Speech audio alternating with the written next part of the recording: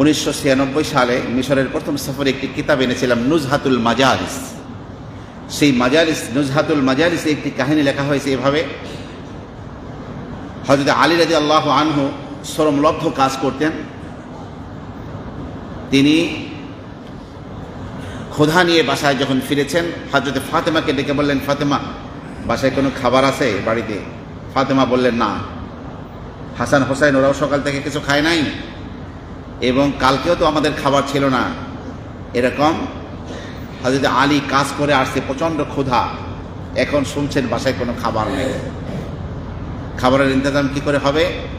স্বামীর মুখকে অত্যন্ত ক্ষুধার্ত দেখে হযরত ফাতেমা বললেন, আমার এই চাদরটা নিয়ে যান, দেখেন এটা বিক্রি করে কিছু কিনে আনতে পারেন কিনা। হযরত আলী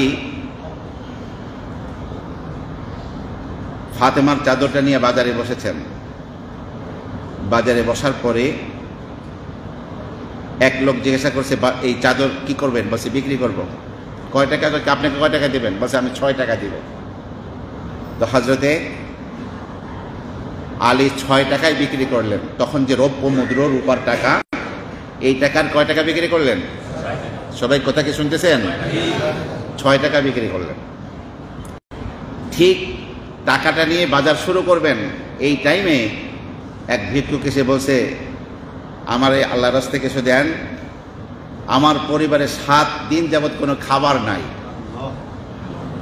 আলী ভাবলেন, আমার পরিবার তো 3 দিন খায় না, কিন্তু এর পরিবার তো 7 দিন খায় না, আমার চেয়ে তো তার টাকার দরকারটা বেশি। এই 6 টাকাই আল্লাহর পথে দিয়ে দিলেন। কিরকম দিলটা! এই দিল তৈরি হয়েছে কেন? ছোটবেলা থেকে হযরত আলী বিশ্বনবীর কাছে বড় হয়ে সে আখলাক শিখেছেন, সে আমল শিখেছেন। এই জন্য ফাতেমার চাদর বিক্রি করা 6টা টাকাই দান করে দিয়েছেন। এই ফিকির হয় নাই যে খালি হাতে বাড়ি গিয়ে ফাতেমাকে কি শোনাবো। তিনি এখন খালি হাতে বাড়িতে যাবেন, হঠাৎ করে দেখেন এক লোক উট বিক্রি করার জন্য বাজারের এক কোনায় বসে আছে। সে লোকটা যেন হযরত আলীকে চিনছে, বলছে, ইয়া আবুল হাসান তাআল, এই হাসানের পিতা আলী, আসো, ইস্তার মিন্নি হাদিহি নাকা, আমার থেকে এই উটটা কিনো তুমি। হযরত আলী বলবেন, উট কিনবো? আমার তো চাউল কেনার, আটা কেনার পয়সাই নাই। তখন লোকটি বলল, ইলা আজালিন, বাকিতে কেনো তুমি। বাকি কয় টাকা? বলছে 100 টাকা। কয় টাকা?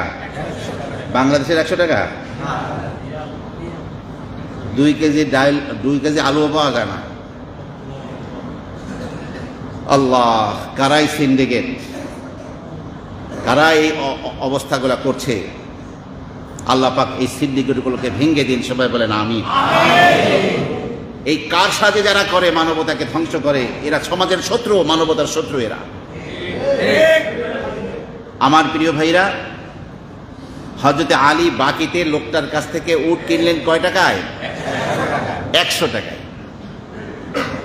কিছু দূর যাওয়ার পরে এক লোক বলতেছে, এই আবুল হাসান, এদিকে আসো, তুমি উট নিয়ে যাও কেন? উট বেচবা?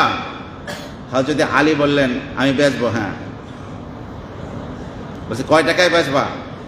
হযরত আলী বলছেন, আমি 100 টাকায় কিনছি, আপনি কয় টাকা লাভ দিবেন আমাকে দেন। লোকটি বলল, তোমার কাছ থেকে আমি 160 টাকায় উটটা কিনবো। কয় টাকায় কিনছিলেন? কয় টাকায়? লাভ হইল কত? আল্লাহর রাস্তায় দান করেছিলেন কয় টাকা? 10 গুণে কত হয়? ওই বাজারে বসে আছে ওই উট বিক্রেতা, তার 100 টাকা দিলে আলীর কাছে থাকলো কত? 60 টাকা। 60 টাকায় অনেক বাজার সদাই করলেন। আমার প্রিয় ভাইরা, 30 বছর আগে 500 টাকায় ব্যাগ ভরে বাজার করা যাইত, ভ্যান ভরে বাজার করা যাইত। এখন 500 টাকায় ব্যাগও ভরে না। কাজে এটাও 1400 বছর আগের কাহিনী। হযরত আলী অনেক বাজার সদাই করলেন, অনেক খাদ্য খাবার তৈরি করলেন। এই প্রোগ্রামগুলো করে বাজার থেকে আসতে আসতে হযরত ফাতেমার খাবার তৈরি হতে হতে রাত হয়ে গেছে। কি হয়ে গেছে? রাত হয়ে গেছে। তো ফাতেমা খাওয়ার সময় বলতেছেন, আব্বাজানও হয়তো খান না, আব্বাজানকেও ডাক দিয়ে নিয়ে আসেন। হাসান হোসেনকে বলছে, জলদি করে তোমার নানাকে নিয়ে আসো। আল্লাহর নবী দেখছেন ফাতেমার ঘরে অনেক খাবার, আল্লাহর নবী খানা খাচ্ছেন আর বলতেছেন, আলী এত খাদ্য খাবার কোত্থেকে আসলো? রসুল তো জানেন তাদের ঘরে উপোস থাকে, খাবারের ইন্তজাম থাকে না।